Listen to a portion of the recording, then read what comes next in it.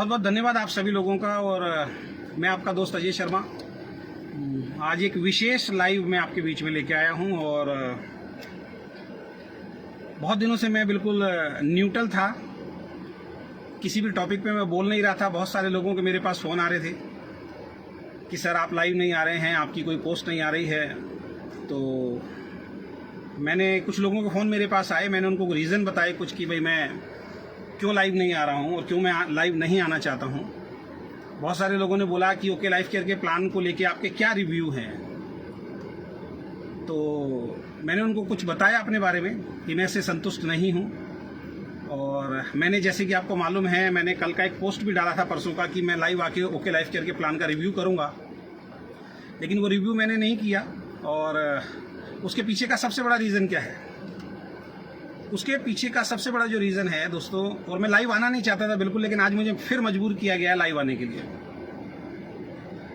और माफ़ी चाहूँगा ओके लाइफ केयर के बहुत सारे डिस्ट्रीब्यूटर जो आज मेरी इस लाइव को देख रहे हैं, उनके लिए आज एक बहुत ही शॉकिंग न्यूज़ है। और हो सकता है कि आप मुझे बुरा भी बोलें, मुझे गालियाँ भी बकें, तो उसके लिए मैं तैयार हूँ। और वो आपका अधिकार है, मेरा जो अधिकार है मैं कर रहा हूँ, आपका जो अधिकार है वो आपको करना है।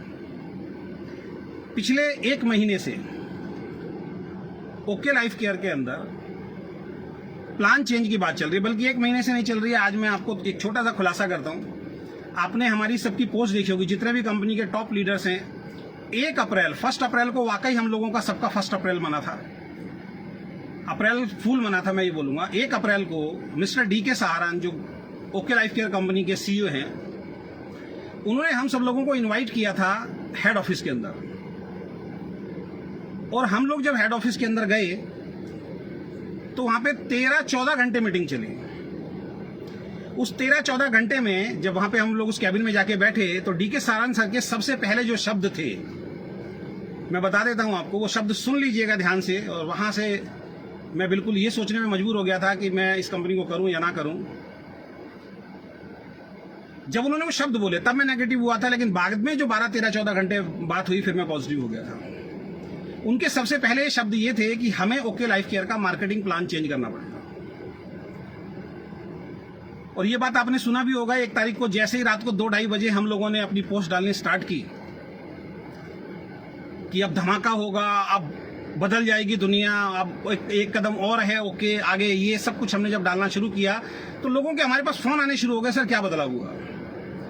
तो DK सहारन के सबसे पहले शब्द थे उस वक्त कि मुझे ये मार्केटिंग प्लान चेंज करना पड़ेगा। जब हमने रीजन पूछे तो उन्होंने एक ऐसा रीजन दिया जो बच्चों वाला रीजन है। बच्चों को बेवकूफ बनाया जा सकता है, समझदार इंसान को बेवकूफ नहीं बनाया जा सकता। और उन्होंने जो रीजन दिया वो दिया कि इंडियन डायरेक्ट सेलिंग एसोसिएशन के अंदर मुझे अपनी कंपनी का रजिस्ट्रेशन कराना है। और हमने हर तरीके से, शब्द टू शब्द बता रहा हूं मैं आपको, हमने हर तरीके से इंडियन डायरेक्ट सेलिंग एसोसिएशन को समझाने की कोशिश की, लेकिन वो बार बार बोल रहे हैं आपका प्लान बाइनरी है, आपका प्लान 2 लाख का है, आपको इसको चेंज करना पड़ेगा। और मुझे इंडियन डायरेक्ट सेलिंग एसोसिएशन में अपनी कंपनी को लेके जाना है, सो दैट मैं इस कंपनी के प्लान को चेंज कर रहा हूं। हमारे लिए बड़ा शॉकिंग न्यूज था, लेकिन उनके सामने जब सवाल जवाब लोगों ने किए और उन्होंने जब प्लान बताया कि आगे क्या प्लान होने वाला है, तो उन्होंने जो कारण बताया, उन्होंने सबसे बड़ा कारण ये बताया कि ओके लाइफ केयर के बारे में IDSA का जो कहना है, इंडियन डायरेक्ट सेलिंग एसोसिएशन का जो कहना है, वो ये कहना है कि 2 लाख का प्लान जो है वो इलीगल प्लान होता है। और हमने हर तरीके से, विक्रांत जी और हमारी 5-6 मीटिंग हुई है, हमने हर तरीके से उनको समझाने की कोशिश की, लेकिन वो लोग नहीं मान रहे। वहां कुछ लोगों ने सवाल भी किया कि सर हमने पहले, आपने 2 लाख का बोला था कि इलीगल नहीं है। उन्होंने कहा चाहे कुछ भी हो जाए, लेकिन अब मुझे बड़ी बड़ी कंपनी जैसे एमवे के जो लीडर्स हैं, FLP के जो लीडर्स हैं, जो बड़ी बड़ी इंटरनेशनल कंपनी वाले लीडर हैं, उनको आप और हम जितना भी समझाते हैं वो हमारी कंपनी के अंदर नहीं आते हैं। ये जितने आपके बड़े बड़े लीडर हैं ये बात नहीं बताएंगे आपको। और किसी को प्रूफ चाहिए तो मुझसे मिल लेना कि मुझे एमवे के लीडर्स चाहिए, आप मुझे FLP के लीडर्स चाहिए, आप मुझे इंटरनेशनल कंपनी के लीडर्स चाहिए। और इंटरनेशनल कंपनी के जो भी लीडर हैं वो 2 लाख के प्लान को देखते कहते हैं ये इलीगल प्लान है, बाइनरी प्लान है, तो मुझे करना पड़ेगा। और उसके बाद उन्होंने एक प्लान दिखाया, कोई सेटिस्फाई नहीं हुआ। बैठे बैठे उन्होंने दूसरा प्लान दिखाया, कोई सेटिस्फाई नहीं हुआ। बैठे बैठे उन्होंने तीसरा प्लान दिखाया, कोई सेटिस्फाई नहीं हुआ। और 14 घंटे इधर से निकालो, इधर पैसा डालो, इसको कम करो, इसको डालो, इसको कम करो, इसको डालो। दोस्तों 14 घंटे के बाद लगभग 99% लीडरशिप तैयार हो गई। एक बहुत ही खूबसूरत प्लान बनाया गया जिसमें नीचे वाले को भी पैसा था, जिसमें बीच वाले को भी पैसा था और जिसमें ऊपर वाले को भी पैसा था। वो प्लान मेरे पास लिखा हुआ है, मैं अगले लाइव के अंदर आऊंगा कि वो प्लान क्या था जो इन्होंने नहीं बनाया। एक लीडरशिप इनकी तैयार नहीं थी और उसका मैं नाम आज आपको बता देता हूं। उसका नाम है विक्रांत सिंह और के.एस. बाजवा। के.एस. बाजवा ने वहां पे बोला था मैं आपके इस प्लान से ना खुश हूं क्योंकि आप फ्लैगशिप बंद कर रहे हैं, आप कंसिस्टेंसी बंद कर रहे हैं, मेरी पूरी टीम टूट जाएगी। वहां पे डी.के. सारन के ये शब्द थे कि ये प्लान तो लॉन्च होके रहेगा और जिस व्यक्ति को ये प्लान पसंद नहीं है वो कंपनी छोड़ के जा सकता है। 1 महीने में उससे बड़ी लीडरशिप लाके मैं खड़ी कर दूंगा, क्योंकि 99% लीडरशिप तैयार थी। हमने पूछा सर इसको किस तरीके से बताया जाए, तो उन्होंने कहा कि अभी एकदम पूरा प्लान तो आपको नहीं बताना है, अभी सॉफ्टवेयर में हम कर रहे हैं, नेक्स्ट मंथ में इसको लॉन्च करेंगे, थोड़ा थोड़ा आप अपनी टीम के अंदर हिंट दे सकते हैं।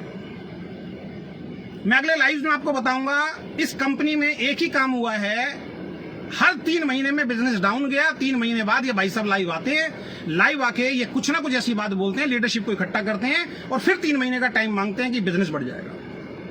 उस दिन भी इन्होंने यही किया कि लीडरशिप को एक ऐसा बेहतरीन प्लान बताया कि हम लोग अपनी पूरी ताकत से लग गए। मैं गुजरात टीम गया, मैंने कई जगह का टूर बनाया, हर जगह हमने एक ही बात बोला, अब बहुत बढ़िया होने वाला, बहुत बढ़िया होने वाला है। 1 महीने के अंदर अंदर मेरे को किसी दूसरे लीडर से पता लगता है कि अब ये प्लान चेंज नहीं होगा, जो एग्जिट प्लान है ये चलेगा, जैसे ही माहौल बना वही प्लान चलेगा। अब आप कह रहे हो कि ये बात आज मैं आपको क्यों बता रहा हूं, तो सबसे पहले वो लाइव आने का रीजन मैं आपको बता देता हूं। अभी लगभग 1.25 घंटे पहले मेरे मोबाइल पे व्हाट्सएप पे मिस्टर नितिन चांदना जी का एक मैसेज आता है कि आपकी आईडी सीधी सीधी बातें कर रहे हैं, इस वजह से मतलब कोई उनके पास बढ़िया जवाब नहीं था, ऐसा कुछ उन्होंने मुझे बोला। एक्चुअल में बताता हूं कि मेरे पास बहुत सारे लीडर्स के फोन आए, कि सागर सिन्हा का मेरे पास फोन आया, डी.के. खंडेलवाल जी कई बार मुझे फोन कर चुके हैं और बहुत सारे क्रॉस ग्रुप के मेरे पास फोन आए कि अजय जी आपका इस प्लान को लेके क्या विचार है। तो मैंने उनसे बोला सर मैं इस प्लान से नाखुश हूं, क्योंकि मैं जिस दिन इस कंपनी में आया था 6 लाख का वेस्टिज कंपनी को छोड़ के आया था और ये बताया गया था कि 2 लाख जनरेशन प्लान है। तो मैं इस प्लान से खुश नहीं हूं सर, मेरी सहमति बिल्कुल नहीं है। मैं चुपचाप से इस इंडस्ट्री को छोड़ दूंगा, जैसे कि मैंने वादा किया था। अब मैं कोई भी डायरेक्ट सेलिंग कंपनी नहीं करूंगा। मैंने ये रिप्लाई सब लोगों को दिया, इसके अलावा मैंने कोई रिप्लाई नहीं दिया। जबकि फोन आया, मैंने किसी को फोन नहीं किया। अगर कंपनी ये प्रूव कर दे कि अजय शर्मा ने किसी को फोन करके बोला है तो मैं गुनाहगार हूं।